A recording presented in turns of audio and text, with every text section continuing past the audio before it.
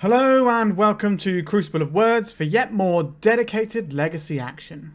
Today we are playing the Valakut deck. And when I say Valakut, I mean Valakut. We've got 4 Valakut the Molten Pinnacle and 4 Valakut Exploration.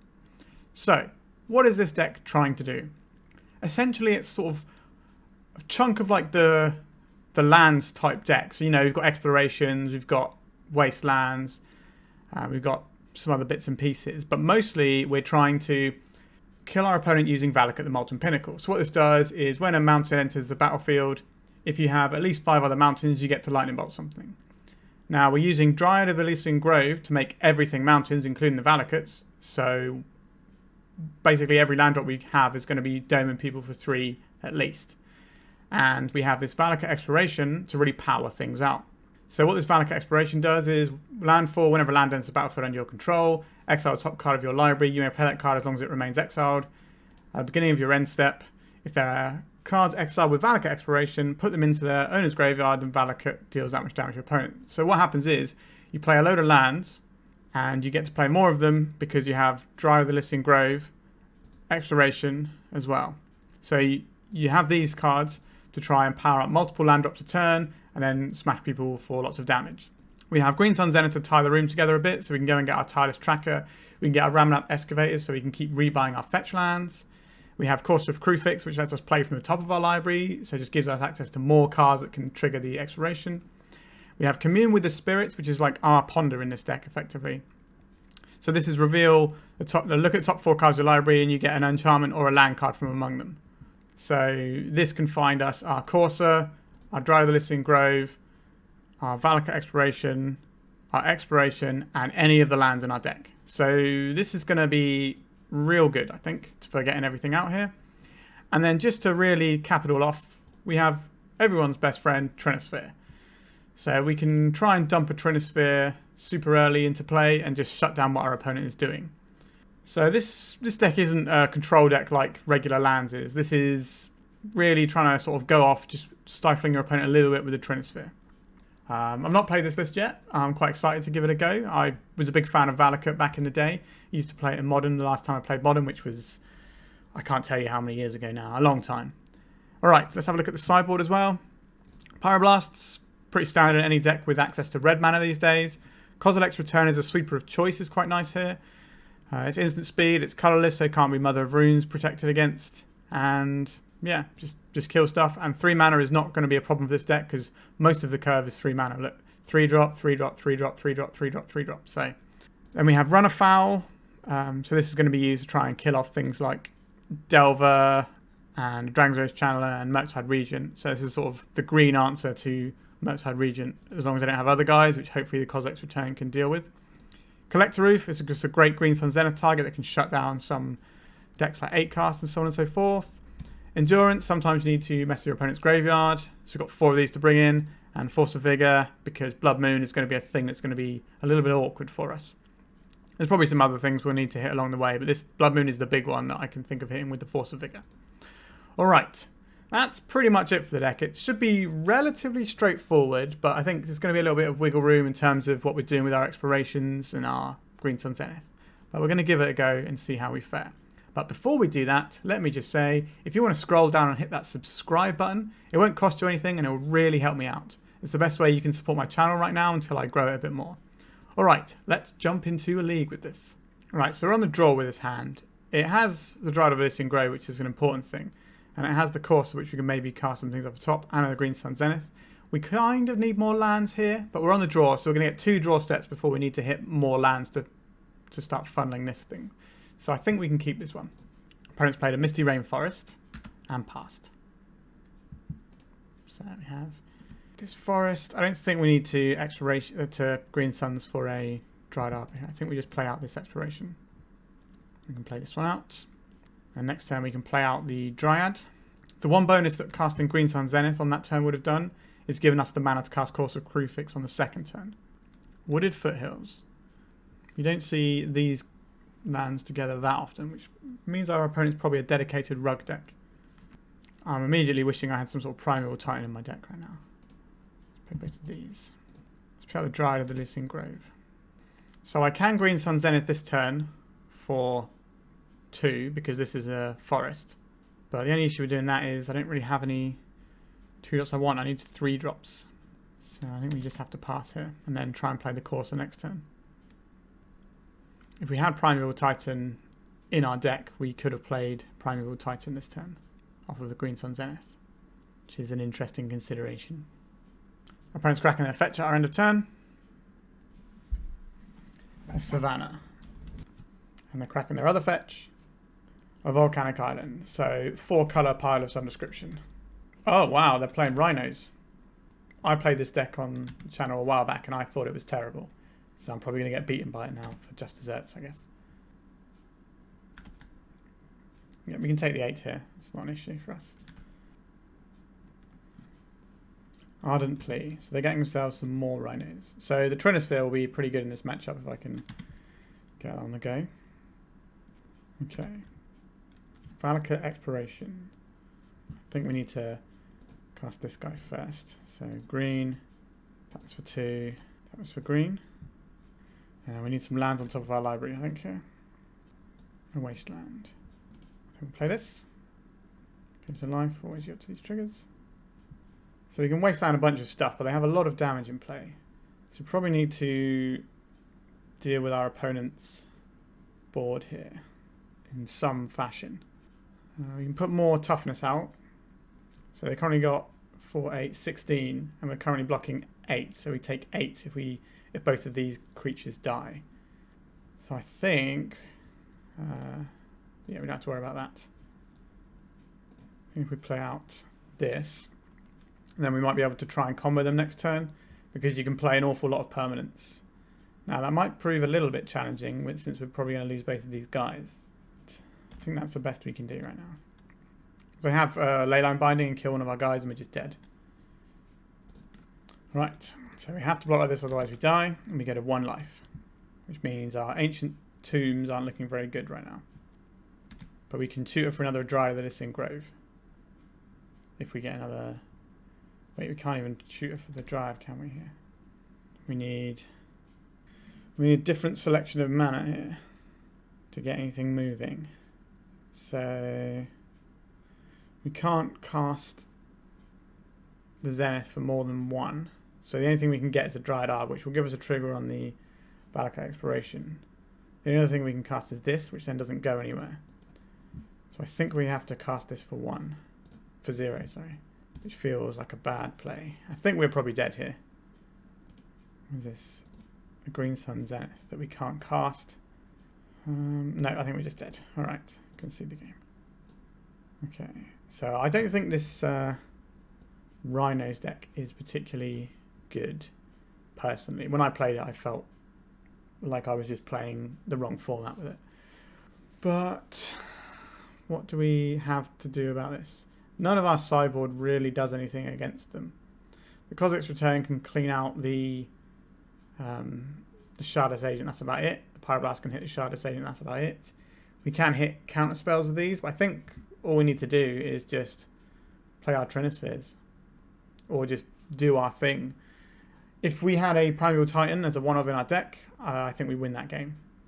Because we could have tutored for it on the second turn, put 2 more lands into play, and then just be able to go absolutely nuts at that point. Right, we're just going to resubmit as is. So we're on the play here. We can ramp turn 1 with a Green Sun Zenith, and maybe turn 2 Trinisphere. But we are shy of lands. The Commune of Spirits can definitely hit a land for us. Like our deck has a lot of lands. Let me just check the list. So we have 29 lands in our deck. So we should be odds on to hit 1 land. So we will keep this. I think if we can get the Trinisphere down, we can just shut this game down super fast. Our opponent doesn't have ways of disrupting our mana base from when I played the deck, so I'm going to take this Tiger out. I'm going to cast this, X is 0. Going to get Dryad Arbor. So next turn, we need to hit a land and try and drop this Trinisphere, which will get a Force of Will if they have one in their hand. Otherwise, I think we are fine. It does mean that our Commune of Spirits will cost 3, but that's a price I'm willing to pay for shutting their entire deck down. And there's the land that we wanted. Let's crack this. Again, I think we're fine just getting a Tiger here. Green, green, green. Let's see if this sticks. Okay, a Force of Negation pitching one of their Cascade spells. Okay.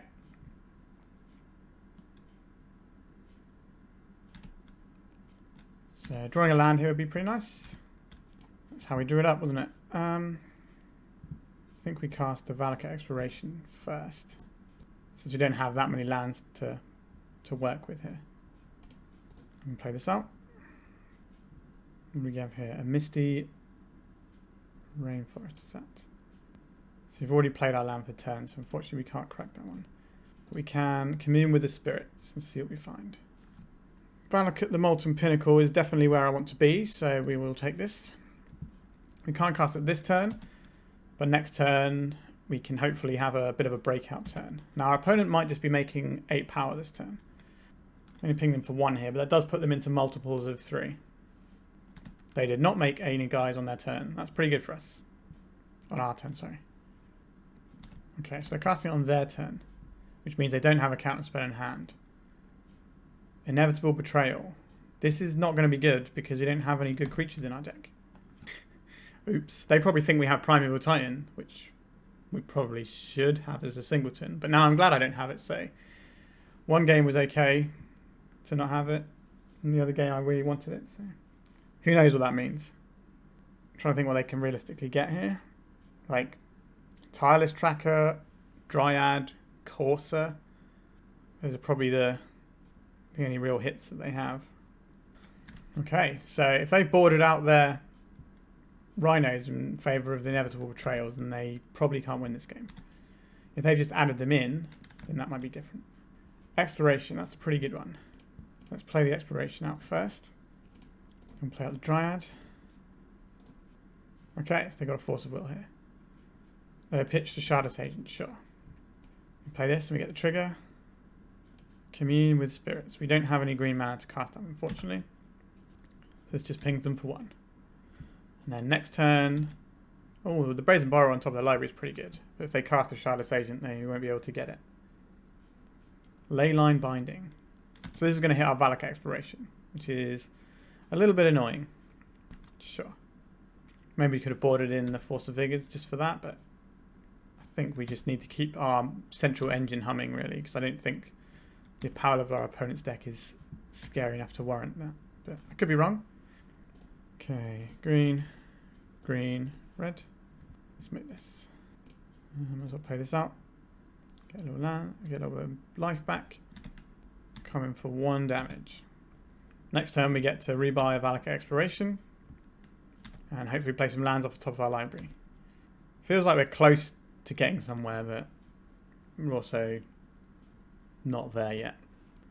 1, 2, 3, 4, 5. So we get a Dryad, all of our lands are lightning bolts. So I have a Force on Vigor on top of the library. It does take out 2 of our permanents. Okay, so it's our turn. Let's see what happens. So we can play this out. I think we will take the damage here, just in case we get something underneath the Valakut that does something good for us. We get 2 triggers off of the Misty Rainforest.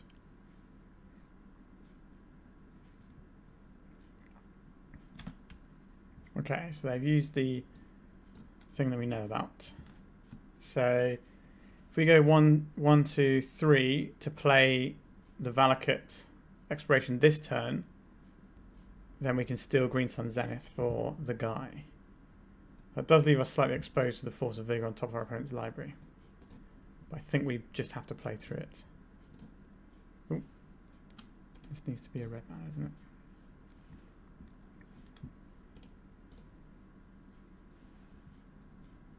Okay, so we have this Green Sun Zenith. We need 1 more mana here. We can't actually cast this yet. No, we need another. I messed this up slightly, haven't I? Because I can only cast this for 2. Right, let's just get some more cards. So we can cast this guy. That allows us to play all of the cards in all of the lands in our graveyard, and we can also start wastelanding our opponent into the dirt, hopefully. But we kind of can't really go anywhere else. Now it would be nice if we could use this thing, but I didn't quite do the maths on that properly. So I had another land drop But this guy doesn't give you extra land drops, he just lets you play land drops from the top of your hand, from the top of your library. So we just get 1 damage off of it. And our opponent doesn't have a second green for the Force of Vigor yet, and they might not have a green card.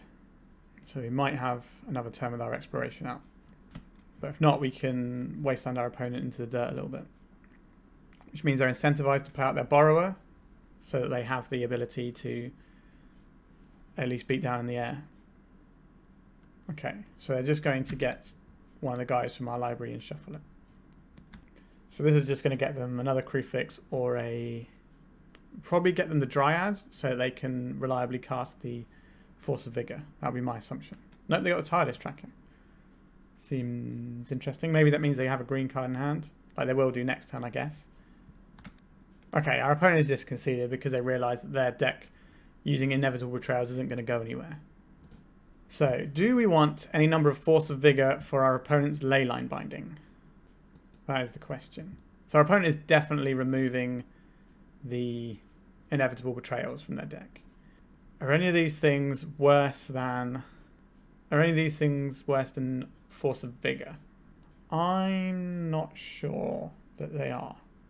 Right, Force of Vigor only hits Shardless Agent and the Leyline Bindings.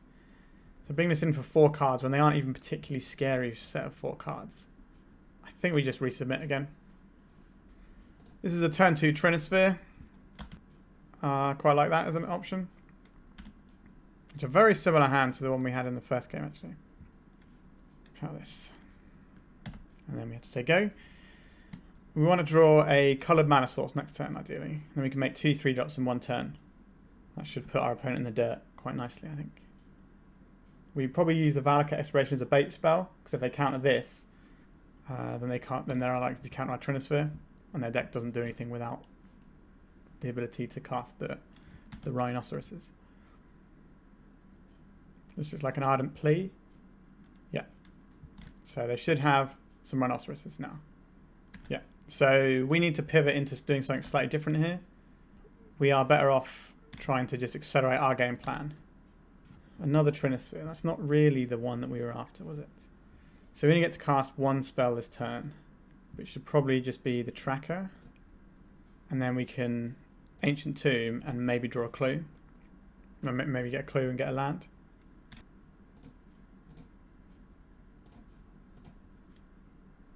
So this can trade with one of the Rhinos as well. Commune with Spirits. So if they attack with a single Rhino to give it Exalted so my guy can't trade, that's fine. That still reduces the amount of damage we're taking. I think we are slightly incentivized to block here. This halves our opponent's clock. A Violent Outburst. Sure, so this is just pumping their guy slightly. I believe when I made my video playing the Rhinos deck, I described it as the worst deck in Legacy. So if it beats me, that's going to be quite embarrassing.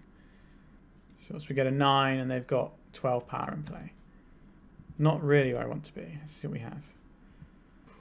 I don't think we can do anything here. If we'd played the Trinisphere on the last turn, we might have been better off. I think we just have to take the Tiger here. And then we cast this guy. But we die because we have to use the Ancient Tombs to do it. I think we're just dead. I think we just concede. Ugh, that's one of the worst losses I think I've ever had playing the old Magic Online. I just don't think the Rhinos deck is playable in Legacy, but it kind of got me there. Normally making 2 4/4s on turn 2 or 3 is not really very good. So maybe the deck I'm playing is not very good either. So who knows? All right, so let's go into round 2 and see if we can do a little bit better. Okay, we're on the play for round 2. This is our opening hand. Seems all right to me. We can commune the spirits on 1, or we can go and get ourselves a Dryad Arbor. I think we keep. Now, which of these plays is the best? We kind of want to save our green suns to get the Dryad. So I think we are playing commune with spirits. This is going to slow us down a fair bit. We do have the Ancient Tomb, so let's see what we get. Okay, so we have the Dryad of the Elysian Grove, which is probably the one we want here. This will allow us to cast this on the next turn, and turn after we can Course of Crucifix and try and rip through the top of our deck a little bit. Dragon's Rage Channel. Okay, so we're not going to get a lot of leeway to do fun things against Delver. But we do have 4 endurances to bring in. That will help the matchup. Oh my god. What happened? Oh, I pressed the wrong button and yielded for my entire turn again. What? Oh, god damn it. So frustrated with this. Okay, so we're just going to get wastelanded here and we're going to lose this game because I skipped for a turn. Cool. Okay, so what is our plan here? Then we get this Windswept Heath. Then we go and get a forest. And we try and ramp back with this. Now we have the excavator here. So we've got multiple sources of getting more cards. I feel quite dependent on the Valakut Exploration to redo the really broken things. Right, so what's going to happen here? A daze. Sure. Instant artifact land. So they need a creature or a sorcery. So if they have land ponder, they're going to be able to get their Dragon's Race Channeler. Okay, so they're just using the Pyroblast to filter because the Pyroblast doesn't do anything, which means to me they don't have a Brainstorm in their hand because you'd want to keep that and shuffle it away because they've essentially just paid 1 to Surveil 1. It has given them a 3/3, but that's not particularly exciting to be honest. Price of Progress is something we have to watch out for in the post-board games as well. So here I think we try the Dryad out because of my misplay earlier. I don't think we have the, or my misclick even, we don't have the time to play around days, I don't think. I think we play out the Arbor here. So this can't really be lightning bolted. So it should stick. And then if we can play the Courser next turn, we can start drawing some more cards and gaining a little bit of life. So this is going to be a Murktide region. Yeah. Sure. So we have the Courser of Crucifix. So we can play the Courser of Crucifix, leaving 1 mana up. And then play 2 lands. If we had 2 lands. So we could play the Excavator here. This will put us to 8. So we're dead to Lightning Bolt. If we play the Courser, we only get 1 life this turn. I think we have to do the higher value play here, which is play this guy. And we get 2 land drops. So I think we play this one. We should probably play this one because it's there. And play this guy, which is green. Green, and this taps for green because of our Dryad. Then next time we can play out Courser, crack a land, play Courser. I doubt we're going to get above the Murktide region here. We can crack in our draw step if we don't want to draw the Green Sun Zenith, which I don't really think we do. Okay, so this is going to put 1, 2, 3, 4. Sorcery, creature, yeah, so they're going to kill us this turn because this is going to flip into the 3/3. Sorcery, creature, yeah, so if they swing with everything we die. So we just, yeah, they have a lightning bolt as well. Our misplay was pretty annoying there. How much it matters, I'm unsure, but... Alright, so we have a lot of things that are good in this matchup. I'm not convinced we want to try and Trinisphere them out here. I think we're better off with these things and just keeping some of these engines cheaper. Could be mistaken on that, but I think that's good. The Ramunap Excavator, so this dies to Lightning Bolt, as do the Ramunap Excavators. The Ramunap Excavators are good versus the Wastelands that they have. But I think if we trim 2, so we still have 1 to go get with Green Sun Zenith, that makes sense. And we mainly just want to be playing these Endurances. So probably also trimming just a couple of Courser of Crucifix here, because the things we're bringing in are just better. And then we submit like this. So we're basically just like a fair mid-range deck now. Like this deck feels quite fair just as a deck anyway. Maybe I should be mulliganing harder to find exploration and things. This has to be a keep, I think, right? We have 3 lands, we have the exploration, we have the Green Sun Scatter Dryad, we have a bit of removal. We can keep this. So let's see if we can get our exploration down. This has to be a Force of Will if they have it. And I think we play out the Foothills because this one can't be wastelanded. Let's see if they have a threat. If they have a Ponder, that's good for us. Probably going to be Dragon's Rage Channeler. Sure. Another Exploration. And our lad here. We can't really do both. In the face of what our opponent is doing, I think we just want a forest here. Like, all our cards are green. It does mean Valakut Exploration is going to be harder to cast. But we want double green. It can't be wastelanded for the purposes of basically our whole deck, I think. So this plays around days. And hopefully we can get a land off the top of our library. Just like that. Then we can play this. We've still got the one floating as well.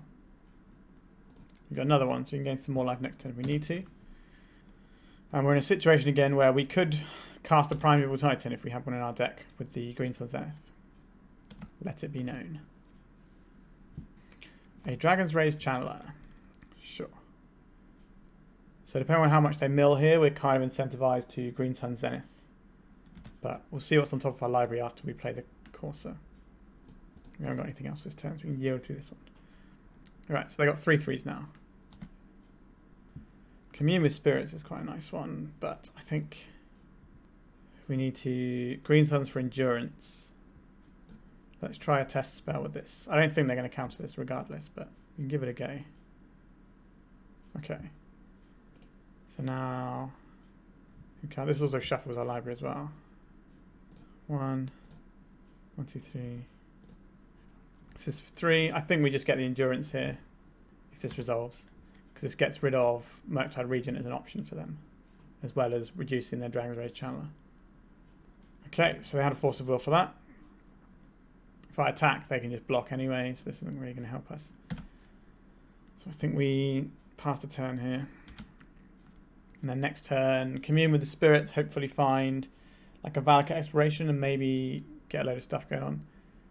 So they're just going right our face with lightning bolts. That doesn't bode well for us.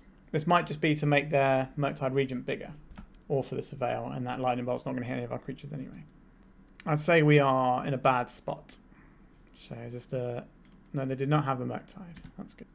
Gives us more time. So we can play this because this will give us a red source, which I think is important here. But then I think we commune. So the reason we didn't play this first is because we want to have the maximum amount of mana available to us if we can find a Valakut Exploration.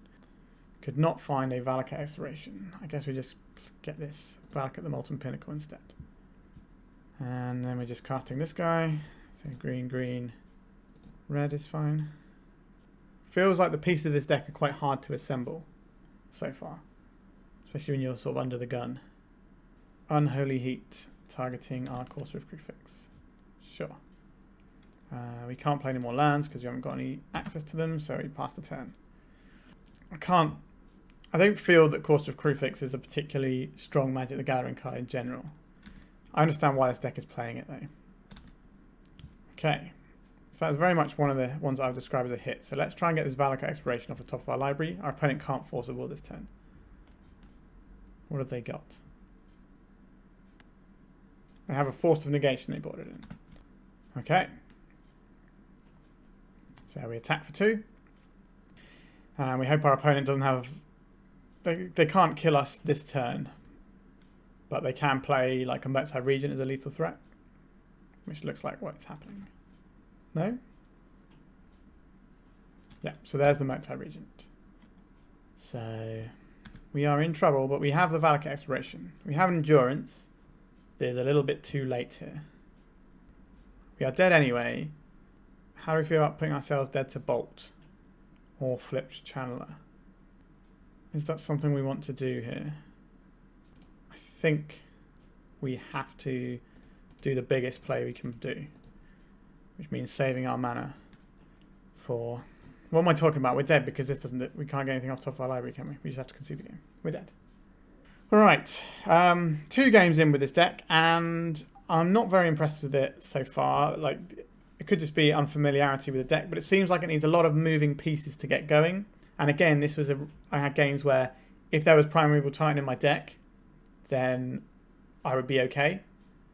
But not having Primeval Titan was bad. I know there's not the density of mountains here to like make Primeval Titan go off and kill people, but it would be a massive threat that challenges our opponent and gives us lots of triggers with Corsair and draws us cards potentially with like things like Tracker, and Exploration, I just think maybe this deck should be a Primeval Titan deck. But obviously we're only 2 games in, and, you know, other people have played this deck and done well with it. So we'll see. Let's go into round 3. So this hand has turn 2 Valakut Exploration. I think we have to keep this one. Planes from our opponent. With a Foothills, we'll crack this and get ourselves a Tiger. Because we need red mana to cast these. And we want to cast Communion of Spirits this turn. Now our opponent could Wasteland us next turn. So taking a red source here might be the one.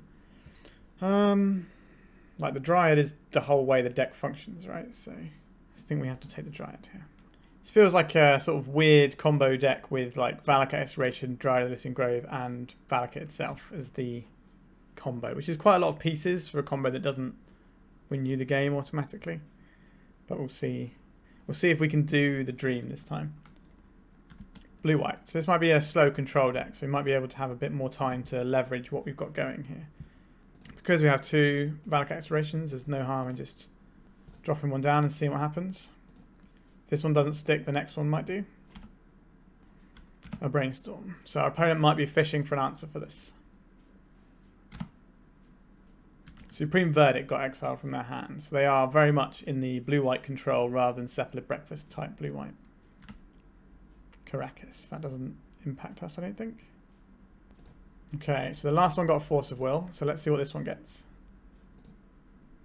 It's going to get us 1 damage is what it's going to get. But next turn, it's just a Tiger that we can't play. Swords of Plowshares our Dryad Arbor. That's fine. And cycling a Timeless Dragon. So this is looking like Shark still to me. It could just be a sort of generic blue-white control deck. But I suspect Shark still is most likely. I think that's probably the best straight-up blue-white control deck going at the moment. Okay, so they're just making a guy. Really want to hit a land there. We can try and hit off the Valakut Exploration. Let's give this a go. We did not hit off the Valakut Exploration here. That means we need to untap again before we can do anything. I imagine this is the sort of matchup where like the grinder element of this deck really sort of does its work. Because we don't really have anything to interact with faster decks. And I don't think what we're doing is very fast, just generally. So hopefully this matchup will be better for us. Okay, they're crashing for 4. No interest in blocking. So, let's cast another Valakut Exploration. If they had a removal spell, they would have cast it already. Let's play a land and get some triggers. Let's play a land and get some triggers. We got Courser there. We need another land drop to really go off. So let's crack this and see if we can find ourselves a exploration off of the Valakut Exploration. I think we should get Tiger here. Get some more triggers. So a Trinisphere we can cast, which seems alright. Or we can play the Courser to make for a better next turn. We can Dryad Arbor ourselves up here. So they can make a 2/2 Shark here. So they can put us to 1. So we want to be careful with our live tail from this point onwards. I think we just cast the Courser. And then hit our opponent for 4. And then next turn we get to do the thing. We should have attacked for 2 there. That was a mistake. Although, do I? No, the Hull Breach is like the biggest attack thing that they can have. So I don't think I need to worry about that. I think I should probably just be attacking with the Dryad of the Listening Grove there to get 2 points of damage in. Because they could be on 9 now, which would be 3 activation. They could be on 10 now, which would be 2 and a bit activations. Shark Typhoon, yeah. Okay, no, so they can get a 3/3 here, right? No, so yeah, it is a 2/2. Yeah, okay, yeah, 1/2, 1/2, yeah, okay. Because they had the 1 mana tapped. Alright, so we're not dead this turn. Oh, we are dead this turn because they have the Wandering Emperor, sure. Yikes. I'm not really sure what this deck's supposed to be good against, if I'm being honest. Endurances are fine here, Run of Fowls are fine here, Pyroblast is fine here. So we have some options. I'm not convinced Trinisphere is going to be great again. It just seems kind of at odds with what we're trying to do a lot of the time. Like, it's obviously going to be very strong against combo decks, where they need to sort of string together a bunch of things. But like a control deck that wants to make land drops every single turn isn't going to care too much about a Trinisphere. Tireless Tracker is good inevitability and drawing. I don't think the Course of Crucifix is that exciting, but we do need it to draw cards. The question is, do we even need endurances here? We could do something like this and just trim on like an excavator here. And then bin these off. And that's 60. This can buy us turns. I don't really like boarding and run afoul in a matchup like this, to be honest. We might also need Force of Vigor for something like Back to Basics, which could be in their deck. They did fetch a lot of Tundras, though. I think we just submit like this. Like, run afoul basically is buying us X number of turns. This hand looks very slow. I think we should mulligan it. Okay, this has Exploration and Commune with the Spirits. So I think we need to keep this one. We don't want to start with a Dryad Arbor and play. Play this out. Get ourselves an Exploration. Play out one of these ones. We're just going to get a Forest with this one. Because we want to, just in case they are playing Back to Basics or something. Commune with Spirits. Take the Valakut Exploration here. So we've got a decent chunk of the pieces we need. Fetch lands, Valakut Exploration, these are all things we want. Question is it going to be good enough? So this could get Prismatic Ending on our Exploration this turn. No Prismatic Ending. So the reason we're playing it this turn is because our opponent could have Counterspell in their deck, but they won't have a 1-mana Counterspell to this unless they've boarded in Hydroblast, which is going to get us whenever, I think. I guess we could hold up for the Pyroblast of our own. I think getting this down now when they don't have Counterspell available is right. Like, if they have a Force of Will, they're always going to have a Force of Will. And they can't Prismatic Ending this on their turn, so we get to untap with it. That's my logic, and it makes sense. It also means that our next turn is better because we get to have all this mana untapped for whatever we find with the Exploration. Brainstorm. So I'm going to play this one out before the Valakut because this draws us more cards. Always yield to the trigger. Commune with Spirits. Let's cast this. Dryad of the Listening Grave, you say? Don't mind if I do. Let's crack that this turn. I think we can just get a Forest here. Another Valakut Exploration. Sure. I think we should cast the really good cards while they're under there rather than ping them for one. We can play a land this turn. Are we incentivized to play this land now or to hold it for the Dryad of the Listening Grove? Interesting. I think we're supposed to hold this. So next time we cast Dryad with Pyroblast backup. And then we play a land and get 2 Valakut Exploration triggers. And if one of them's a land, then we get more triggers. And we can maybe start doming them with some Valakut triggers. Because if we play the Valakut, we don't get anything. We just get 2 damage by playing this tapped. Whereas next turn, we could get a lot more. Okay. So they have red. So they might have a Blood Moon in their deck. Which would be super bad for us. That's a fairy. This is fine. It can bounce one of our Valakut Explorations if they want to. Sure. Opponent has 6 cards in hand. I think we cast a Dryad because this is easier to hold up the Pyroblast with. Not that we can Pyroblast because it's a fairy though. But this gives us more land drops so we can empty our hand and get the Exploration working. Sure. Suspected that might happen. What have we got here? Run afoul. We can cast it, but it doesn't do anything here. 1, 2, 3, 4, 5. I think we have to hold this. Do we want to kill the Teferi here with our Pyroblast? I think we probably do. It's not getting any better. And we hit them for 1 damage with our Valakut Exploration. Okay, our opponent missed a land drop. That's nice for us. This gets us Dryad of the Listening Grove, which I think is the highest upshot here. 1, 2, 3, 4. X is currently 3. Let's see if we get it. Force of Negation, Hardcast. Ooh, they didn't do anything. Dryad of the Listening Grove into play. Then we play this and get some triggers. Yes, I would like to use the ability. Yes, I'd like to use the ability. What is this on under here? An Exploration. I can cast that. So we need a land. This deck also feels like it can run a little bit low on lands, whereas the lands decks that play Valakut Exploration have the Life from the Loams. They're always getting themselves more mana, so they're always going to have more lands to do stuff with. It does feel like I want Life from the Loam and Primeval Titan in this deck, which means it's probably a very different deck at that point. Our opponent did not shuffle their library. They are killing our Dry the Listing Grove. So we're back to our Valakut's not doing anything again. Let's see how we do. Okay. So we can get another Dry the Listing Grove, but it won't actually do anything this turn. Let's cast this. Let's have another one of these. This is the better thing to sit and play, because we have multiples. I'd rather not throw my Green Sun Zenith for my Dryad out, especially when I don't have any lands. I want to at least have priority after this resolves to play a land and get some triggers. If we have a fetch land, we can kill them. As long as they don't have anything, of course. And they do have 5 cards in hand. Sure. A 4/4.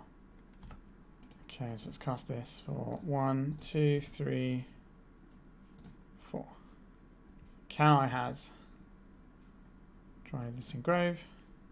Play this. Our opponent. Our opponent. Our opponent. This puts our opponent to 1. And if we find a land off the Valakut Explorations. Okay, so they're killing our guy in response. So we don't get to put them to. We don't get to do any damage here. What do we have here? We have another Dryad that we can't cast. And we have a Dryad of the Listing Groves. We have a Dryad and a Corsair, neither of which we can cast. Alright, feels like it's quite easy to undo what I'm trying to accomplish with this deck at the moment. If we had Life from the Loam, we could just be putting like 3 lands into play every turn and just getting loads and loads more cards off of our Valakut Exploration. But because we don't have the Life from the Loam, we are just living off the top of our deck. Like, lands become really good redraws. But everything else is kind of not great. Like, even a Dry the Listing Groves doesn't do anything right now. We need something else to go with it. Not that there's many Dryas left in our deck at this point. Let's have a look. Okay, so we play this land out. We get some triggers. A Misty Rainforest. And an Exploration. So we play the Exploration out. We play this Misty Rainforest. Get some more triggers. We'll sacrifice this. Go and get a Tiger. Get some more triggers. Play this Ramanap Excavator. So we're kind of just trying to kill them with the Valakut Exploration now. Play Wooded Foothills. Get some more triggers. Cast this Valakut Exploration. Now this is more like the sort of combo stuff I want to do. Was that Run Afoul? We can play that in a sec as well if we want to. Basic Forest. Okay, so our opponent's conceding there because we're going to have 1, 2, 3, 4, 5, 6, 7 available damage if we want it. Potentially more. So we managed to grind that one. Alright, I feel less bad about that now. So we saw the Hall of Heliod at the end there, which definitely means our opponent is running Standstill in their deck, I would assume. It looks pretty standard Shark still. We can't do much about that. I think we are fine as is, just to submit. The Run Afoul doesn't look great, but I think it can buy us turns. Yep, so this hand is turn 1 Exploration, and it's turn 2 Tracker that might be able to get us some clues as well on the same turn. Might be able to get 2 clues on turn 2 if everything goes to plan. If not, we can commune with spirits and take a look. Okay, let's try this Exploration. This might get counterspell, but we'll see. Okay, a Force of Will pitching a Brainstorm. Sure. So I don't have to worry about the choice of whether or not I wasteland this turn or not. Which I am tempted if I had the option. I do love wastelanding opponents.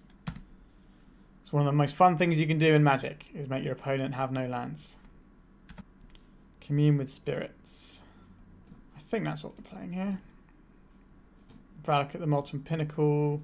Courser of Crufix. Fetch land. I think I want the fetch land so that next time I can play Tracker and then crack 2 clues. And make 2 clues. It means I give up on casting the second Commune with Spirits this turn. I think that's fine. We've got time here. We may as well leverage as much value as we can out of each card. So our opponents are going to kill us quickly. And if they do decide to make a dragon, we can always run afoul it. Our opponent might have boarded out their standstills because I can do a lot of things without it because I have lands that do stuff. But I don't think that's right. I think you should be keeping the standstill in because I need to have the cards in play to make the lands do something. Maybe we'll find out this turn. We'll see. This looks like a Teferi turn to me. Narset. Okay. Similar but different. What are they going to reveal for us? A Force of Will. Okay. So it might prove difficult resolving a spell this turn. I think we have to play into it this turn. And then we can commune with spirits. I think this requires a Force of Will. They know I have a fetch land in hand. Oh, okay. So because we have a tiger in hand, I'm just going to get a basic forest here. Then we can commune here. So the clues I have to crack on my opponent's turn because of the Narset. Let me just take another Catacombs here. And I guess we say go. So next time we can clear the Narset if they don't kill our tracker. But we've given ourselves some extra card advantage here. We do have to use it in our opponent's turn, but it's still card advantage. What are they getting to go along with their Force of Will? Dig through time on a stick, Planeswalker. Pretty good. Because I put my opponent on Shark still, I don't think they're going to have the Hull Breacher type stuff in this deck. So they're not going to be trying to like Days Undoing us or anything like that. This is just as a very good draw engine with the extra text. Yeah, there's a standstill. There's a source to Plowshares. And then presumably they're going to play the standstill. So there's two choices when your opponent has a standstill. You either crack it immediately or you wait until their hand is full. I don't think it makes sense to crack it now. I think we just play out a land and use the clue token here. Let's get some card advantage on our opponent's turn. Now if they give us a reason to crack it, we can do. We have an instant to crack it in their end step if they make a shark or something at some point. Okay, sure. A Valakut Exploration. Now this is something that is worth cracking it for, but we know they have a Force of Will. But they don't have 5 mana, so they're going to have to pitch a card. But they've got plenty of cards to pitch. The alternative is that we play out some fetch lands and make it so we can do double spell in a single turn. So we need 7 mana. 1, 2, 3, 4, 5, 6. So we need this for 4 and this, because they'll probably counter this and then we play the Exploration. So I think we pass the turn here. If they make a shark here, we can force them to lose the shark in their end step with the run afoul, since we're going to be cracking the standstill anyway. Sure. We just have to let our opponent have the 2 mana draw 3. Sucks, but that's the nature of things. Like the run afoul is always going to hit their worst creature. So many cards in our opponent's hand. If they don't counter this though, they will have to discard one of them because they missed their land drop. We get a card. And our opponent has to discard. A Brainstorm. Sure, you've got enough cards, I guess. Because you drew a second one of these, we're just going to play this one out. So this will get a Force of Will from our opponent. So that's one of the cards down from the standstill, and here's a second card down from the standstill, effectively. So we've managed to play most of the way through it. Get ourselves a tiger, red. Let's cast this. Okay, so this one resolved. So now we play out our fetch land and see what we find. A commune with spirits. Okay, we're definitely getting that. We just get a basic forest here. We get an exploration. That's pretty good. I think it might be better than the commune with spirits here. Or is it? No, I think we just want the commune here. This does not hit planeswalkers. So what have we found? Another Valakut Exploration. Excellent. So next turn we can Valakut Exploration Green Sun Zenith for the Dryad, and then start playing some lands out and seeing how we do. Yep, ping them for 1. Not a great amount of damage, but so this is probably our opponent making a 2/2 shark again. Sure. I think at this point this is not a threat to us. We're going to win or lose via other metrics before this deals lethal damage. Okay, so they hit their 5th land drop, so they can hardcast Force of Wills now. It's a very time raveler, so we're losing one of our Valakut Explorations. So they're both going to be in our hand. Sure. And a standstill. Well, we're not going to ignore this. We're just going to have to play right through it, I think. Just let them have their cards. 2 mana red for the Valakut Exploration.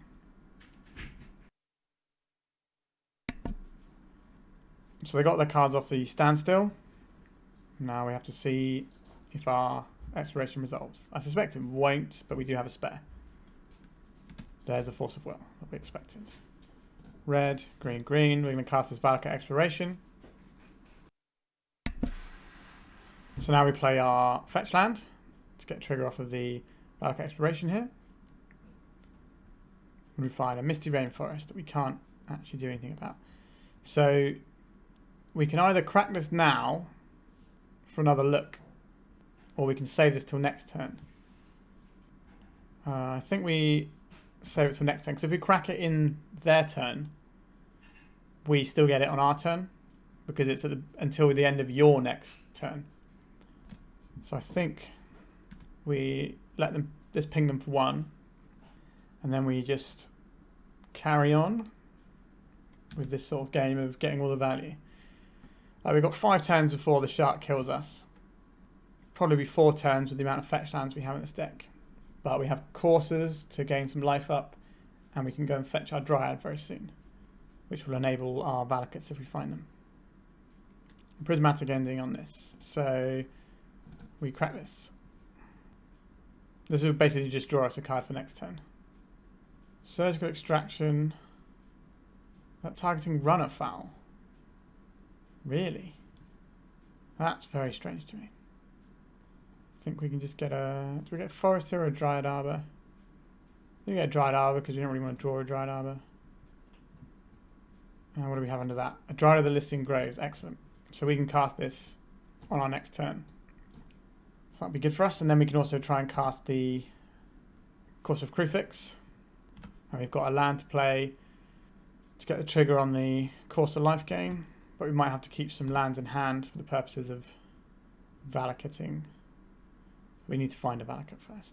A Wasteland. Okay, our opponent's running Wastelands. That's unexpected to me. Okay. So, 2 mana, 1 mana. Play this. Green, green. 1. Source Plowshares on our Dryad of the Listing Grove. Okay. Ponder at instant speed because of the Teferi. I assume the Volcanic Island is in our opponent's deck purely for the purposes of Pyroblast and nothing else. This is the top card of our library, is it? So let's play this. And gain life. Let's play this. So we would have another land drop if we had the Dryad, but we don't. So we can find the Dryad next turn, but without Valakut, it doesn't really do a lot apart from worry our opponent. So we're probably just going to be playing Course of Crucifixes and playing as many cards as we can off the top of our library. Possibly use the Green Sun Zenith to shuffle our library so we have different cards on top. So at the moment we kind of counteract the damage from this shark every turn. I think we go green, green, green. Just play that with all the green mana. Play this from the top of our library. Going through life. So this is one we actually want for next turn. So I think this turn we will attack Teferi with these two. So they can make a 1, 2, 3, a shark that's a 4/4. So they can block one of these. And there's not a huge amount I can do about that. But that's fine. These have done their job. I only really need one of them in play. So it's going to be a big shark. Yep. Running a bit low on clock here as well. But I think this game is going to be done before the clock. We don't want to shuffle this away, so we're not going to use the Green Sun Zenith now. Okay, I lose my Corsair, but your Teferi won't be able to bounce any of my permanents to draw a card. So that's good for us. I think maybe earlier they should have bounced their Narset rather than the Valakut Exploration and get more cards in that way. But could be wrong on that one. Right, so they can hit us for 6 and put us to 3 this turn. They won't have any way of dealing additional damage this turn. Okay, our opponent's finally made a move after being in the tank for a number of minutes. There's not a lot left on their clock. Okay, they're going to attacks first. Time's Dragon. I suspect they might just be putting this into play. Yeah, I just want to make sure they can win next turn through any life gain we have. Yeah, it's an understandable thing to do. So we're probably going to have to wasteland our opponent's wasteland in this turn cycle. That is a nice one to have on top, isn't it? I think we have to do this now. We will be tapping this for 2 mana, I think, because they have so many guys. We have to win this turn, I think. So I think we play this from the top of our library. And then we see if our opponent has a counter spell for our Green Sun Zenith. If this gets countered, I think we lose the game. It did not get countered, so I think we can win the game here. So if we play this out. So this is 6 damage I have to ping off here, as well as some triggers. And this is already our second land, so these have to kill some creatures here. So our life total is going to go up to 5 this turn. So if we kill this, we attack for 2, 4, 5. That's not enough. So if we go straight to the face with both of these, that puts our opponent to 4. Then we attack with all these, they block 1. They go to 1 life. That is awkward. If we kill this, we get attacked for 4, 5, 6 next turn, and we're going to be on 5 life. So I think they get us either way here, because we don't have another land drop. So them playing the Timeless Dragon was a good play, I would say. This puts our opponent to 4. This will put us 1 point of damage short, right? There's nothing else we can do. We can't play any more lands. And they're going to attack us for lethal next turn. So I think we managed to lose that one on very tight margins here. This is a shame. I'm trying to think. No, I think we just got bested there, which is a shame. So we will concede the game. Alright, so we cannot seem to win rounds with this deck so far. I've noticed some things that I consider problems with it so far, but we'll talk about in the deck tech at the end. But I think we've got 1 more round left, maybe? Or is it 2 more rounds? Might be 2 more rounds. All right, let's keep going. Okay, we're into round 4. We have a lot of Green Sun Zeniths. And we have some mana to get stuff going. Tireless Tracker is quite a nice find. I think we keep this one. So the tracker can hopefully draw us into more business. And we've got a pretty stable mana base here. Is this going to be another Delver? Okay. I'm not necessarily sure that this deck can beat Delver. Certainly not reliably. But let's see what we can do here. Green Sun Zenith. We got 3 Green Sun Zeniths in hand. So I think we need to just be using them. Taxing our opponent's resources. Like, this is something they can kill, but it will cost them a card and a mana to kill, whether that's a wasteland or a lightning bolt. Sure. If I get a chance to trade this, then I probably will. I ponder with 2 scries. So this 1 card gets to look at potentially 6 cards this turn, which is kind of the problem with Delver at the moment. Okay, so left 1 card on top with the Channelers. There's obviously something they wanted there. Their Channelers are worth more than my Arbor. Wow. Okay. I'll take that block. Sure. So we have 2 choices here. We can either just play out the Tireless Tracker naked without anything, which plays into Days, among other things. Or we play out this Wooded Foothills, and then we can play the Tracker on the following turn with a resolved it. Alternatively, what we could do here is we could Green Sun Zenith again. I don't hate that as a play. Yeah, we've still got another Green Suns here. So let's just get this Dryad Arbor out. We don't want to draw this Dryad Arbor in our deck. And the last one managed to trade with the Dragon's Rage Channelist, so that was pretty good for us. They have 3 card types in their graveyard for Delirium. A counterbalance. It's not going to be the best against us because we're casting lots of 3-drops, and the only 3-drops in their deck are Brazen Borrowers. If they want to do this trade, I'm more than happy to take it. The only problem is if they have an instant here. If they crack this and cast any instant, then my Dryad Arbor dies, and their guy lives. So I don't think we take this trade because of the mana they have up. So this turn we can make an Ancient Tomb, make the Tireless Tracker, crack the Wooded Foothills, Ledger Shredder on top of their library. Okay. So their deck is not going to have Delvers in. We will need a Taiga, but we can get that off of our Windswept Heath. I don't want them to try and wasteland off a colour. So now we get a clue here. And I think we just pass and draw a card with the clue in their turn. If they attack with this, we can block with a Dryad Arbor again. And activate this. Okay, a Murktide Regent in the graveyard. It's an unusual place for it, but I'd rather see it there than on the battlefield.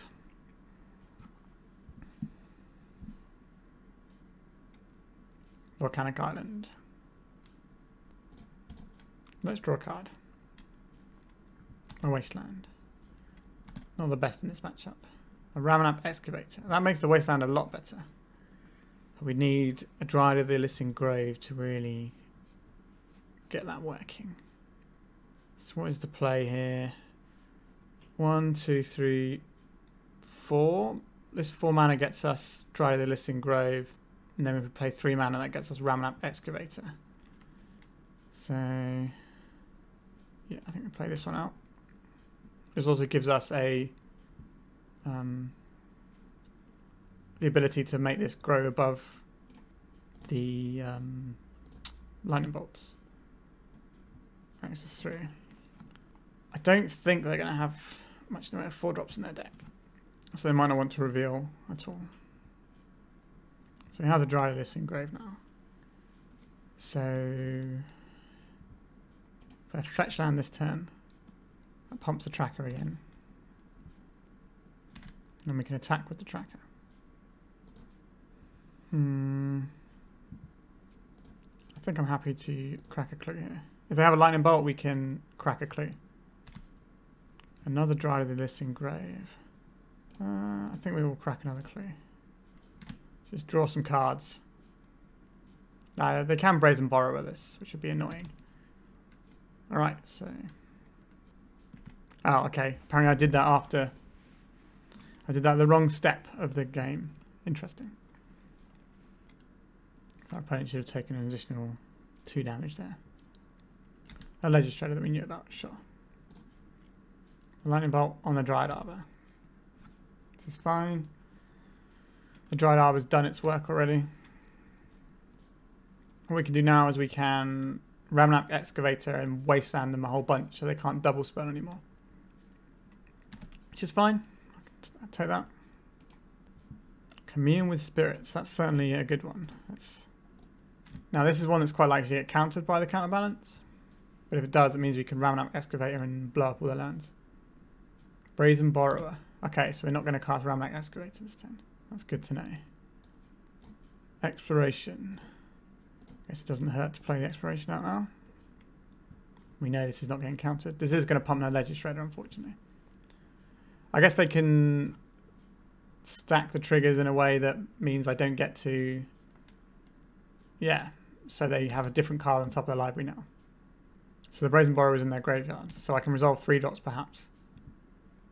Brainstorm. Okay, so we can resolve the 3 drops. We kind of need to keep our life total good here, so I think we could just race. It's certainly an option we have here. Just make our guy enormous and force them to block it. So those damages I missed earlier will be a problem. Let's play this. This is just a force damage through. Okay, so they're blocking this guy. So I don't really want to use these for anything other than mana that doesn't hurt me, so let's draw a card here. So we can make this an 8/8, so they have to field a blocker or die next turn. It'll put us to 7, 6, 5, 4, so we still won't be lightning boltable. We don't need to crack both of these actually, we just crack one. We might have to show them the red mana this time. Okay, our opponent is doing some sort of fetching here. Which gets rid of the brainstorm from the top of the deck at least. And taking damage from the steam vents here, interesting. Just an unholy heat. So we can't do anything about this. It's just going to kill our guy. Yeah, sure. I think this game is over. If we'd have used Ancient Tomb mana, our opponent would be able to kill us, is the only problem. So I don't really think we had a different option there. Play Forest, Denture and the Tiger for game 2. And so if our opponent has a Lightning Bolt, we die. Not really sure how we get out of this one. It's going to be very difficult to kill our opponent. If we draw Valakut Exploration, we might be able to get there. But it has to resolve through the counterbalance, which shouldn't be too difficult because the Brazen Borrower isn't in their hand for brainstorms or anything. It's just gone. Okay. So this is 6 damage. So Lightning Bolt kills us. It's a blue mana and another blue mana. So this is a Murktide Regent then. Why not? Okay. So we have to kill them on our next turn. This is a good start. So this is, let's do the math here. This is 3 damage. This is 6 damage. So this is 3, 6, 7, 8, 9, 10, 11, 12. And then if we play this, we can get one more. So we need to cast 2 3-drops this turn. 1, 2, 3, 4, 5, 6. So we have the mana to do this. So I think we have to begin with this guy. If this guy doesn't resolve, then I don't think we can win. We do 3, 6, 9. Yeah, so we have to do this. Hope the counterbalance doesn't get me. It seems unlikely to, since our Brazen Borrower is already gone. They chose not to reveal with counterbalance. Sure. So we play this first. Hit him for 3. We can't crack both of our wooded foothills here, can we? So put this one out. So we need 2 more land drops. So I have got the maths here right. This is green, green, green. Play this guy, which gives us +1 land drop.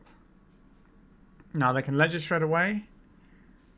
But again, I don't think they have 3 drops in their deck.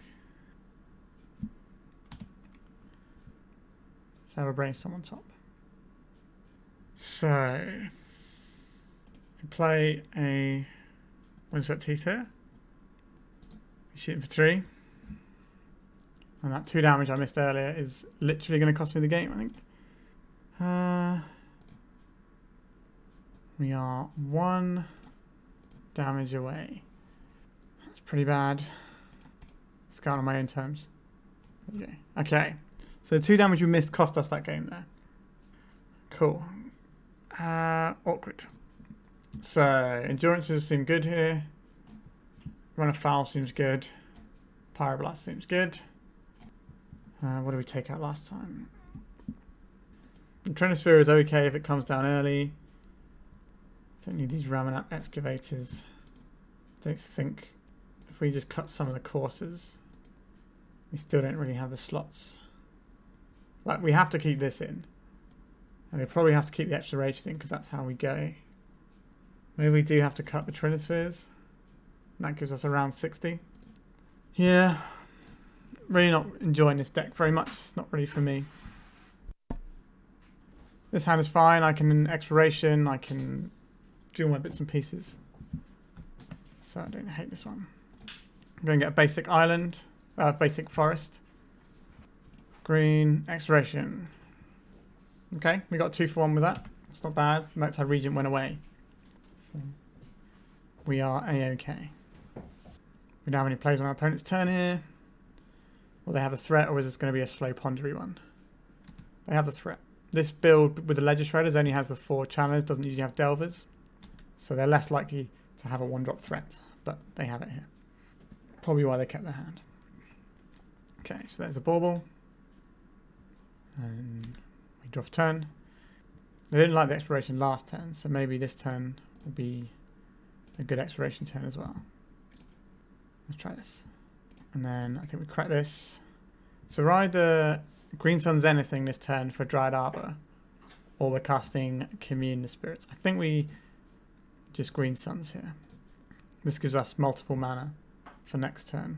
So it gives us enough to play Valakut Exploration and drop a land if we hit a land. And they might offer a trade with the Channeler, because Instant's already in there. If they attack with it and there's only 3 things, I know they won't be able to trigger something unless they have to hit something off the top of their library, which is much less likely.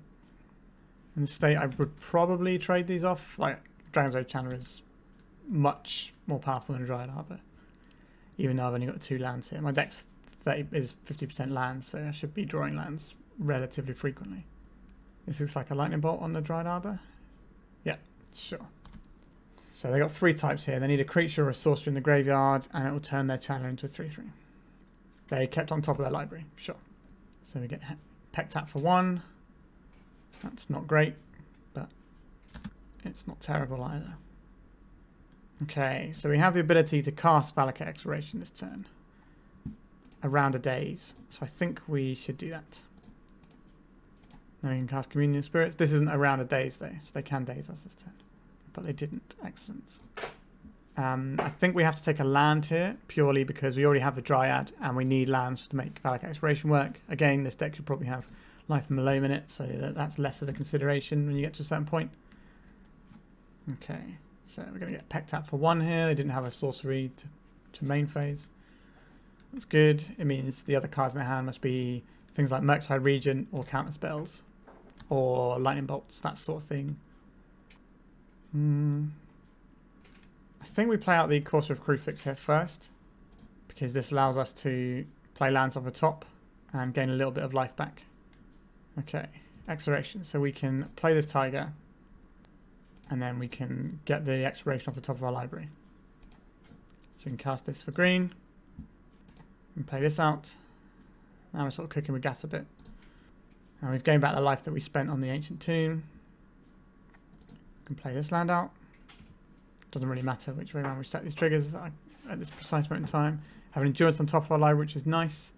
We have a Green Sun Zenith, which we can do for 1, which I'm not that interested in doing.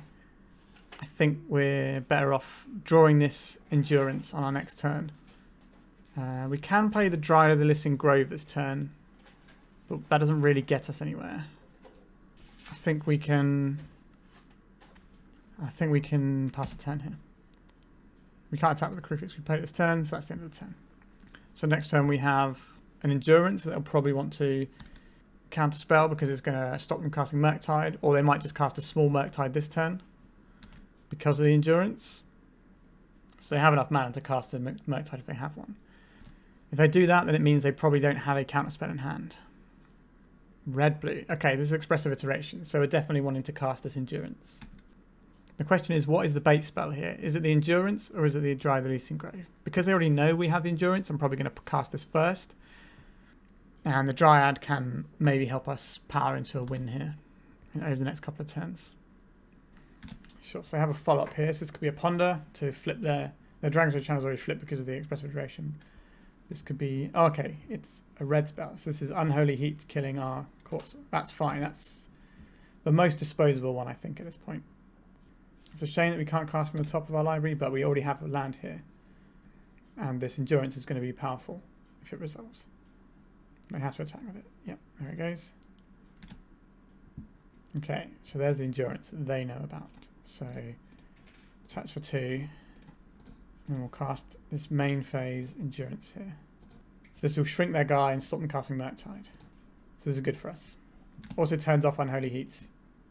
And then we go green, green, and cast this guy.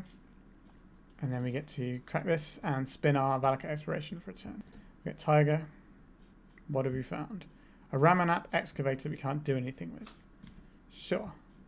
Okay, I guess that's us done. We ping them for 1 this turn. If we get another turn, then that'll be alright. We should get another turn. Our opponent hasn't got anything on the board. We're definitely ahead on board, but we are at the mercy of the top of our deck, and our opponent is playing a blue deck without a cantrips. This is going to cost us both of our explorations, but it'll also kill their Dragon's Rage Channeler. Considering we don't have a Courser of Crufix, I don't think that's going to make much of a difference at this point. So this is actually fine by me. I'm just going to crack it now. Yep, that's fine. So we've got 5 power on board, they've got nothing. We also have the Valakut Exploration, which turns all of our lands into redraws. So we can hopefully just push ahead with like a pretty boring mid-game, mid-rangey type plan. Okay, so land. Lands are basically the best thing we can draw now because of the Valakut Exploration. So let's play this, see what we get. What was that? Run afoul. So that's not really going to help us out here. But we did get another point of power, so there is that. So we deal 5 damage this turn. So that puts our opponent on a 2-turn clock after this, which fetch lands can dramatically reduce because they're going to be on 8 this turn. So if we can find a fetch land, we can kill them next turn if they don't commit to the board. Because this pings them for 1, the fetch land can ping them for 2. And this gets the last one in. Alright. Let's see what our opponent has for us. They can't Murktide. They can't do a good Murktide anyway. They can make a 4-4, which does stop our attacks, to be fair.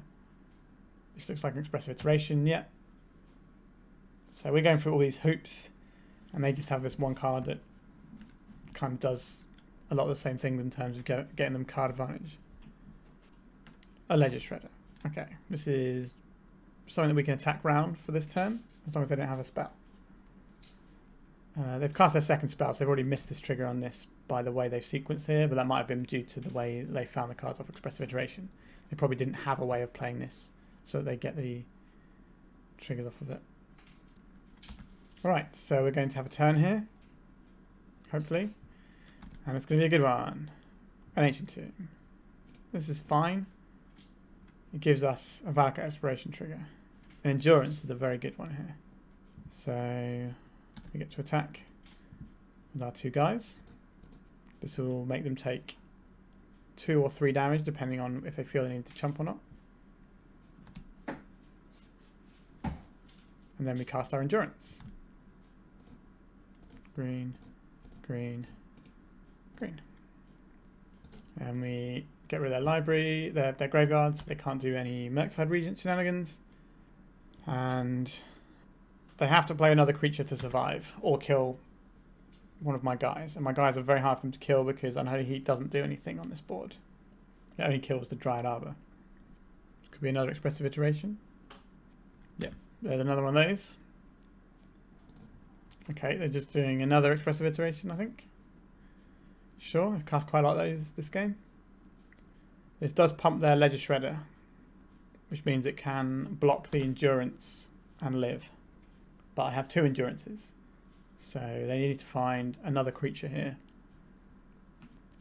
Okay, so you've got Steam Vents. Okay, the Mystic Sanctuaries. They can put an expressive iteration back for next turn, but they're not going to have a next turn if they don't have a play right now. Okay. Okay, they conceded. They've got 7 minutes to beat me, which should be more than enough time, I think. Let's just resubmit and see if we can get this one done. See if we can get a win on the board. Would be nice. If any of these lands were a coloured land, that'd be great, but they're not, so we have to mulligan. This is fine. We get rid of one of our Ancient Tombs. So we can play out an Exploration, and we have the Red Blast. Okay, our opponent didn't have a turn 1 threat. This is very good for us. We've got more time on the clock, which is also good for us. This wants to get a basic island. Basic forest, sorry. Our opponent is probably not playing Stifle in their list. I'd be very surprised if they were. Let's get this out. A Brainstorm. If this resolves, we have the choice of which land we want to leave open to Wasteland. It's not going to resolve, they're going to force it, will it? Pitching a Brainstorm, sure. I can F6 for this turn. Alright, so our opponent got the Ledger Shredder. I have to imagine they kept a threat with this little time on the clock. A counterbalance. Okay, I don't really care about that very much. They're not a lot of 3-drops in their deck, so not that likely to hit. Play this out. Try this exploration. Let's see what they got on top. Volcanic Island. Do I get my exploration? Okay, and then we can dump this guy into play as well. And then from that point on, we are holding up Endurance and Pyroblast. We know this won't hit because all they have on top is the Volcanic Island. And we're done there. Let's pass the turn. We might be able to get this one. It's possible. We don't have any plays, so we're just going to yield through our opponent's turn. Try and save on clock. So this could be an expressive iteration turn. Sure. We're definitely looking to endurance our opponent in the very near future here. They can't cast a Murktide this turn, but they can next turn. A Dragon's Rage Channeler. Sure. That is weaker than my creatures at the moment. This Zenith doesn't really do anything for us. I think we're just attacking with our little guy here. And then we just want to cast the Endurance, maybe catch this guy in combat. If they Murktide, we have a Pyroblast for it. We do have to feed it through a counterbalance though.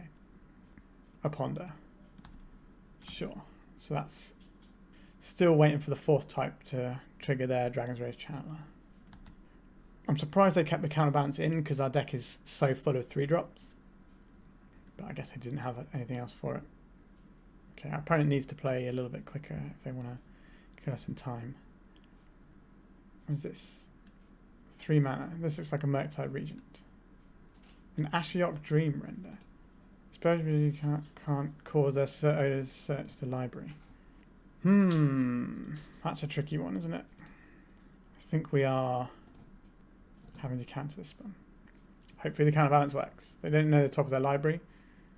A lot of their deck is 1-drops though. So they could definitely blind flip and get us here. Okay, they revealed a Dragon's Rage Channeler. Not ideal. So now they get this Ashiok that is going to be a little bit tricky for us to beat. And they also have the 3/3 here. Our other option there was casting the Endurance. Okay. So we need to hit this Ashiok this turn. So you need to have another attack step on this to redo the work. Question is, do we cast? I think we do cast Endurance now. Green, green, red. Let's make this guy. Again, they only have 1 3-drop I can think of in their deck. Oh, they have the Ashiok as well, too. But this should be... and then we know they have the Dragon's Rage Channel on top of their library. I think... No, they put it in the bin, didn't they, actually? And we will shuffle their graveyard in so they can't make a Murktide. So it shrinks their clock. Means that we might end up winning this game by clocking our opponent rather than by attacking them for damage. I suspect our opponent is not going to attack. Okay, so they're milling themselves so they can refuel. I think we go to attacks here. Both at the Ashiok, so we can clear it up. Now they can have a lightning bolt and block and kill something here, which should be a problem. We're doing, I think we want a Green Sun Zenith here for green, 2, 3, 4. Now we need to use our Ancient Tomb here so we can play around days. So we cast this. And this can get us a Tireless Tracker, or it can get us another Endurance. Is this a hard cast Force of Will? Sure, it's a hard cast Force of Will. If they start turning their... Well, this guy has to start turning sideways. So we're basically hoping our opponent doesn't draw Murktide. I think as long as they don't draw Murktide, we can probably win this game. 1, 2, 3, 4, 5, 6. I should have played this last turn. Mystic Sanctuary. So they got an expressive iteration for next turn. That's a pretty good one. What do we have? We have a Wasteland, which is something, but not a lot of something. I think we play this one out. So if we'd have played this last turn, we could have killed their Dragon's Rage Channel this turn. We'd play this land out last turn. Because 1, 2, 3, 4, 5, 6. So we can play it out now. Do we kill the Channeler? I think we probably kill the Channeler here. And then we yield. We can't just yield through this turn. We might have play with the Wasteland. Our opponent has 2 minutes on the clock. If we just keep removing their threats, we'll be alright. Second main phase, they are casting Expressive Iteration. Ponder. So they're not dead on board, but a fetch land is going to do a lot of the work here. And there's the Ponder that we knew about. This doesn't get the Legislator trigger because Legislator itself was the second spell. So they had the same sequence before that cost them a connive trigger. They don't have a lot of time left either, which is nice. Okay, so they found another threat. So trying to put the damage into us as quick as possible. So let's play this. So let's kill their Dragon's Rage Channeler. That's the bigger threat at the moment, I think. And it also means I can attack pretty easy with both of my creatures. There's no point trying to wasteland anything here because they got so many islands for Mystic Sanctuary that it doesn't matter. We'd rather keep our maximum land count. Okay, so a fetch land can win us the game. Our opponent's got 70 seconds to deal us all this damage. So what have they done? Cast this on 1. This blows up the Exploration, which doesn't do anything because we're not drawing lots of cards a turn anyway. So I think we might have this one in the bag. Okay. This doesn't actually do the thing. But we'll attack with all creatures here. This will put our opponent to either 3 or 4. Okay, it's going to put our opponent to 3. So if I draw any land, they die. We'll cast this. Red, green. Let's see what opponent's drawing next turn. A Flooded Strands. That's not going to make a lot of joy for them. That might be enough to kill them. Okay, there it is. So 42 seconds on our opponent's clock. We managed to get our first match win. We could have won this one earlier if we hadn't missed 2 points of damage we missed in one of the games because I passed to the wrong step. Alright, I think we've got one more round to go, so let's get to it. We're on the play for the final round and our opponent is a Yori on deck. This hand looks alright, we just need a little bit of mana to go with it, but we have the Commune with Spirits for that. The Dryad Arbor here is awkward, to say the least, but I think it's fine, so I think we'll play this one out. And we're communing with spirits. It's annoying that we have to do it this way round. Okay, so we can get an Ancient Tomb here, so we'll take that one. And the plan is to cast Valakut Exploration next, probably. And then we can start dryading out. Okay, start with the basic planes. So they might be Death and Taxes. So we'll play out this 1-2, and then the red mana, we'll play this Valakut Exploration. And we'll pass a 10. We'll pass to our opponent's turn. Field of Ruin. Interesting. That's going to help us trigger some stuff. Stoneforge Mystic. This is probably just going to go get them a Cauldron, and they can just try and win the game as quick as possible. It could get them a Batter Skull to offset the light. Okay, it's just a Cauldron. So that's the clock we're playing against now, which is a pretty fast clock. So I think we play out this second one like this. And then maybe we can find ourselves an Explore. So I think we have to play this one out as our land for the turn. Always yield to these. We did find the Exploration. That's good. And now we can play this forest out from here. We could Green Suns or we could Commune. I think we Commune here. Let's try and find a Valakut. We found another Exploration. That'll do. We can't cast any more. We can't play any more lands, so we pass 10. Ping our opponent for 1 with our Valakut Exploration. And we F6 for our opponent's turn. See how we do. I assume we're just getting the Cauldron in our face. So we could have wastelanded last turn. We chose not to. But if our opponent misses a land drop this turn, that might come back to bite us. But I think we might be able to clock them quicker because we have triple Exploration here, which should be enough to push through what they're doing. Okay, they did have another land anyway. It didn't matter. And an Aether Vial.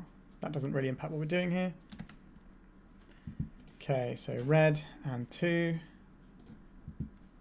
This will notably reduce the opponent's clock on us. And does it matter which one we play out here? I don't think it does. Play this one out. Get some triggers. So we got. Let's cast this guy. So green, green, and this. So now we can play out this Misty Rainforest and get some triggers. What do we hit? None of these are a Valakut. Let's crack this. It's Tiger. Okay, so there's a Valakut, the Molten Pinnacle, that we can play. So I think we just go to the dome here. So we got Corsair. We can cast this Exploration here. What have we got? Got a forest, a wasteland. We play out the wasteland here. Hit the face. And what else did this find us? Okay, they're just letting us go because the following turn we can definitely get them. Alright. That's a little bit of a premature concession. But I think that's okay. Like, we do get to cast this Explore and then a fetch land. So the chances of us hitting another Valakut are relatively high. So let's have a look. So our opponent is playing little white creatures. I think we want these. The Force of Vigor is probably going to be okay here. The Collector Roof is going to be good against Vile, but not necessarily good against the rest of their stuff. The Trinisphere isn't going to do anything here. I think that's a straight cut for the Kozilek's return. Now it's a case of whether or not I want some of these little bits and pieces. The Force of Vigor cannot kill Cauldra. It can blow up the Ether Vials and other equipment. But I think this is just fine as is, like this. I could always trim one Corsair for a Collector, but the Corsair's power and toughness is very good in this matchup. So I think we will submit like this. This deck struggles with Wastelands, so I'm not a huge fan of, but it does have our Kozilek's Return. But the Kozilek's Return is going to sweep up our own Dryad Arbor. I think we keep. I'd be a bit happier with this one on the play than on the draw. Home one, Mother of Runes. Okay, so the Kozilek's Return could be something they overextend into here. Valakut, the Molten Pinnacle. That's good for later. I think we just go and get a forest here. So we're going to use the red off the Valakut for the Kozilek's Return when the time comes. I didn't want them to just be able to like waste land, swords us and take us completely off of mana. Okay, so I just played a second Plains. A swords. Okay, that's fine. That was one of the things that we thought might happen. So now I think we play out this forest. And we just say okay. Next time we play out a Courser of Crucifix, which is going to have a big enough behind that it's going to be able to deal with what our opponent's doing. Now, if our opponent makes a Stoneforge Mystic this turn, that's going to be very bad for us because we don't have access to the red mana right now. Our opponent may well have a wasteland in hand that is sandbagging, waiting for us to play a land they can hit, because they don't need to give us that information. A Flicker Wisp. So this can untap one of their lands, so they have Source to Plowshares mana up. They're not going to tap their Mother of Runes here. And they get that back. So red source wouldn't be too bad here. An Ancient Tomb. So we can play this Courser of Crucifix into the Source to Plowshares that we think is there already. But we'd rather Swords goes on our Courser than our Dryad, so I think we can play this guy out. Okay, we have a Green Sun Zenith on top for next turn.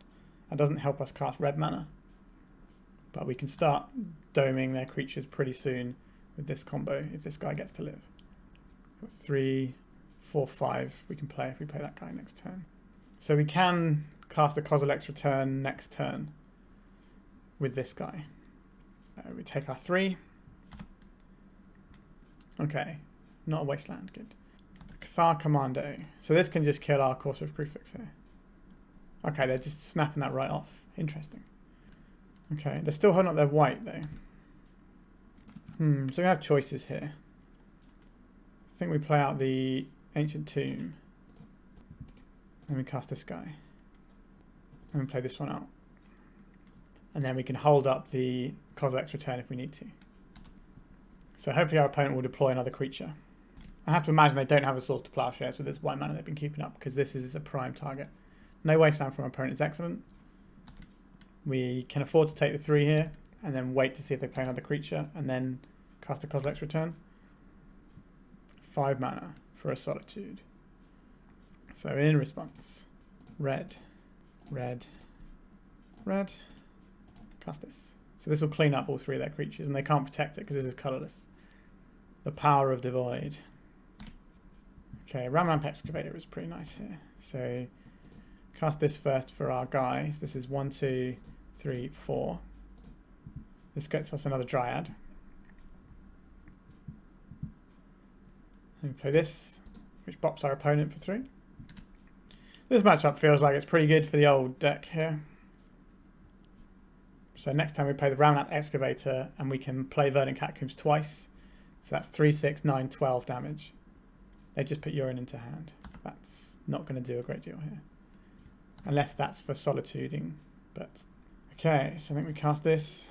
We're not casting any other spells here. So we just use this mana to play this guy. Play this out. Draw our opponent for 3. We sacrifice this. We can get ourselves a forest. Drain them for 3. Play this out. Drain them for 3. It's a bit different to the old Scape Shift days, but... And then we're going to hold this one to use to shoot a creature if we need to. Okay, so we can't play any more lands, so we just pass a turn. And then we can kill a creature if we need to, otherwise we have them dead on our next turn. The power of green 3-drops. So this looks like it's going to be a Solitude. No, it's just a Yorion. Okay, that doesn't do anything. We have lethal on board here because of these two. Okay. Just in case they have a Source to Plowshares or something in their hand. Like, they should have played it by now. But just in case they don't, just in case they do have it, I want to get maximum value. Okay, they've conceded. So we went 2 and 3. Let's have a little look at the deck. So my instant thoughts on this deck is that it can't really beat combo decks. Like, what we're doing is kind of a bit combo-esque, but it's kind of mid-range value sort of engine type thing. So I don't think these 3 Trinisphere as like a nod to like combo-y stuff is really going to make much of a difference. And I just don't think this is where we want to be in the main deck. Especially when you're sort of getting those turns where you're just casting like the little explorations and commune with spirits to keep going or whatever. I don't think the Trinisphere helps that much, and we can't cast it until turn 2 anyway. Like, best case scenario, we cast this turn 2, and there's only 3 of them in the deck. So I don't think the Trinisphere is amazing. I also thought there were also games I would win if Primeval Titan was in the deck, just as a thing to go and get, because it gets your land count to the critical amount and makes sure you have the Valakut, because you're kind of like a combo deck with like Valakut, Dryad, kind of you need the exploration, and then also ways of making more land drops, so you kind of need these. Maybe I shouldn't have been boarding these out as much as I was, because you need them to keep going with the engine, but I think like against Delver and stuff, just endurance is better than kind of messing with this stuff, and if endurance can buy you enough turns, maybe you'll get there just naturally anyway, using like the Green Suns to piece it all together. So like the Commune with Spirits felt pretty good. A 4-card Ponder feels nice, but the combo matchup I don't think is really realistically winnable, and you haven't really got much in the way of sideboard for it. Like, maybe you can make a turn 2 Collector Roof, which is good against some ones. The endurance isn't actually very good against Reanimator in my opinion, because they almost always have a discard spell to hit you first, and then you kind of just have this card that doesn't do anything.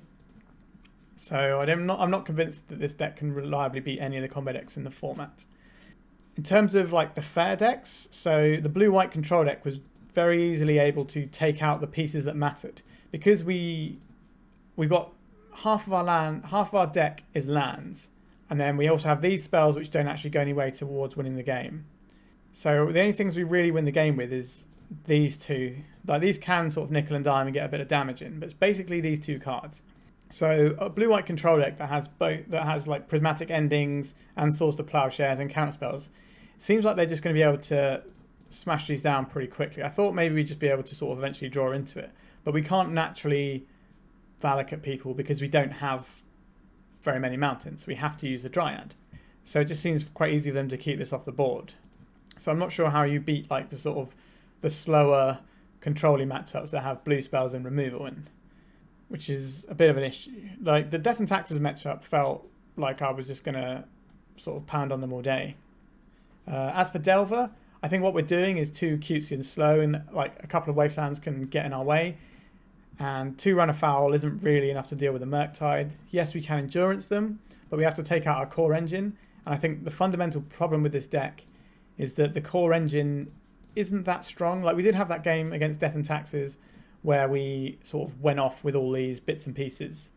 But that was because our opponent had no interaction with us.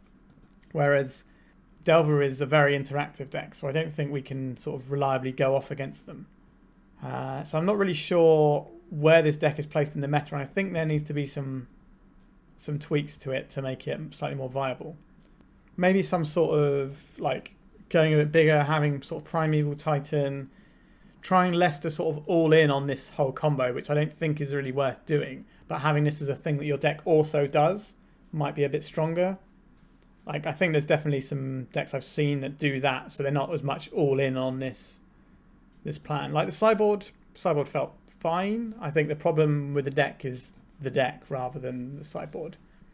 Also, we could probably have some sort of, like, there is lands deck that run Valakut Exploration stuff, and they have more utility land and stuff going on. So I think that's probably just a better approach for this sort of deck. I was hoping to have quite a lot of fun with this one, but I found myself just really frustrated with the composition of the deck. And I definitely didn't play optimally. I don't think anyone's going to argue that I played optimally at all. I certainly didn't. But this deck didn't feel explosive, and it didn't feel very powerful with what I was doing either. I spent a lot of time trying to draw off the top of my deck and hoping it was good.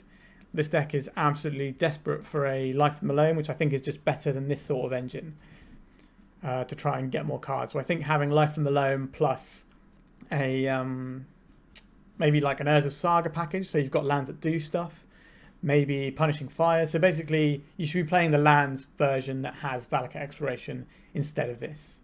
And if you want to, you can get a little bit cute and have some Dryads and Valakuts in your lands deck, and that's fine too. But I just don't think this version is going to be where you want to be if you want to try and Valakut people out. All right, that's today's league. We did manage to snatch the last couple of rounds. It wasn't a complete disaster, but it didn't feel great, and it wasn't particularly enjoyable, to be honest. All right, one last plug before I go. If you could scroll down and hit that subscribe button, that really helps me out. It doesn't cost you a penny, and it really supports my channel. I'm hoping to get 1,000 subscribers by the new year, so if you know anyone who's interested in Legacy content, please send them my way, send them my links, that sort of thing, because then they won't miss it if they subscribe as well. You know, I put out 5 leagues a week, so there's plenty to watch. All right, thank you for watching, and goodbye.